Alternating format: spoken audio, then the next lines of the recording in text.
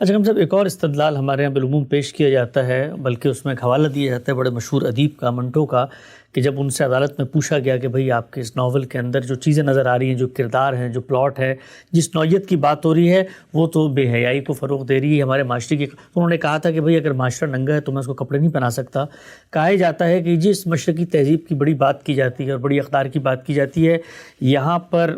Physical abuse سے لے کر سیکشول مس کنڈکٹ تک ہر چیز سوسائٹی کے اندر موجود ہے، لیکن اوپر ایک مخملی کپڑا ڈال کر تہذیب پہ اس کو چھپا دیا جاتا ہے. تو ہم تو ڈرامے میں، آرٹ میں، فلم میں وہ حقیقی صورت لا کر بتا رہے ہیں معاشرے کی، تو یہ ڈرامہ آرٹ تو صرف آئینہ ہے، جو کچھ گند موجود ہے اس کو دکھا دیتے ہیں. دیکھیے بات یہ ہے کہ یہ ڈرامہ نگار اور تمثیل نگار کا کام ہوتا ہے، وہ دکھاتا ہے.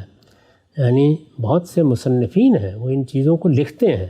لیکن آپ ان کی تحریر پڑھنے کے بعد بجائے اس کے کہ اس غلاظت کی طرف متوجہ ہوں، آپ سر دھو کر رہ جائیں. بہت اہم بات ہے یہ، صحیح بات ہے. کون آدمی ہے کہ جو منٹو ہی کا افسانہ، یعنی میں نام نہیں لینا اس وقت پسند کروں گا، پڑھنے کے بعد اپنے پورے وجود میں سردی محسوس نہیں کرتا؟ دراحالے کہ اس میں جو تصویر کشی کی گئی ہے اس کے بارے میں تو کہا جا سکتا ہے، اس کے بارے میں مقدمہ بھی چل گیا تھا، سب لوگ جانتے ہیں اس بات کو. تو اصل چیز یہ ہے کہ کسی لکھنے والے نے یا تمثیل نگار نے یا ڈرامہ لکھنے والے نے اس کو کیا صورت، مقصد کیا ہے اس کا مقصد کیا ہے. اسی لیے میں نے عرض کیا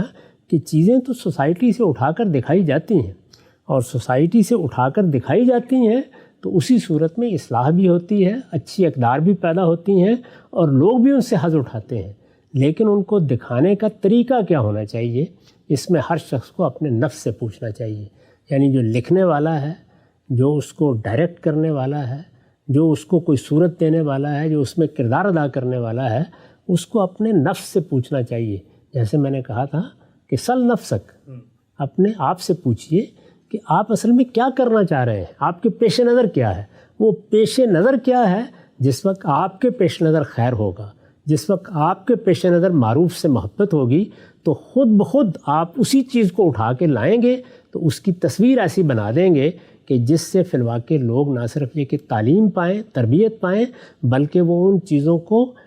اپنی سوسائٹی سے ختم کرنے کا جذبہ آپ کے اندر پیدا کریں. تو اس کا تعلق اس سے ہے کہ آپ کی پریزنٹیشن ہے کہ آپ اس بات کو کیسے بیان کر رہے ہیں، کس طریقے سے بیان کر رہے ہیں. کہنے کو تو دیکھیے بہت سی چیزیں ساحر نے بیان کر دیں، اور یہ کہہ کے بیان کر دیں کہ ثنا خان تختی سے مشرق کہاں ہے، تصویریں کھینچ دیں، لیکن اس ایک جملے سے یا اس ایک مصرعے ہی سے وہ مقصد واضح ہو جاتا ہے کہ وہ کیا کہنا چاہتے ہیں. تو اسی طرح کا معاملہ ہر ادیب کو، ہر شاعر کو، ہر ڈرامہ نگار کو، ہر تمثیل نگار کو سامنے رکھنا چاہیے.